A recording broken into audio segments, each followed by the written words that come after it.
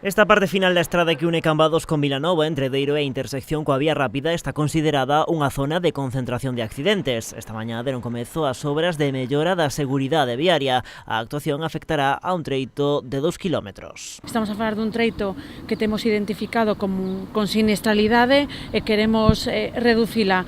Esta primeira obra supón actuar en 2 kilómetros da estrada PO 549, que fundamentalmente supón executar cuñas de aceleración, desaceleración, semiglorietas para facilitar os xiros á esquerda, unha glorieta tamén para reforzar a seguridade viaria, tamén influirá no calmado de tráfico e tamén actuar nos pasos de peóns e nas paradas de bus. Esta actuación complementase cun novo treito de sendas peonís de 700 metros, un proxecto que se une tamén á construción doutro itinerario peonil e ciclista nesta mesma estrada, que tamén contempla a continuación da senda pola PO 307. Se complementa con outra actuación que comenzamos no día de hoxe, que é un itinerario peonil, unha senda, na estrada tamén PO 549, na estrada PO 307, que vai cara a Illa da Arousa, en total 2,6 kilómetros de novas sendas, que, suporá unha senda útil, sostible e tamén segura para todos os veciños de Vilanova de Arousa. O alcalde de Vilanova lembra que con estas novas sendas só resta unha fase máis para completar o percorrido entre Vilagarcía e Cambados. Es una reivindicación